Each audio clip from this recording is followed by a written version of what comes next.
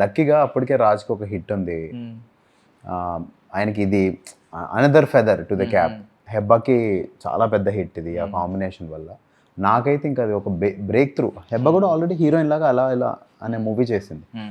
Major role, ఒక bang ఉండి ఒక క్యారెక్టర్ ఉండి నాకు చాలా హెల్ప్ అయింది. అందుకనే ఈ సినిమా అంటే నాకు చాలా ఇష్టం, చాలా గ్రాటిట్యూడ్. అందుకనే మీరు చూసుండొచ్చు, ఒక నెల నుంచి రుద్దుతున్నాం మేము కుమారి 20 రీ రిలీజ్ అని. రీ రిలీజ్కి ఇంత హంగామా ఎవరైనా చేశారో లేదో మాకు తెలియదు, కానీ నాకు ఈ సినిమా అంటే ఇష్టం. ఇంక ఎలా చెప్తాం నాకు ఈ సినిమా అంటే ఇష్టం అని?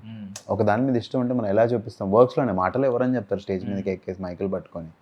బట్ ఇంకా జనాలకు చిరాకు వచ్చినా సరే, I love this film, I promote it.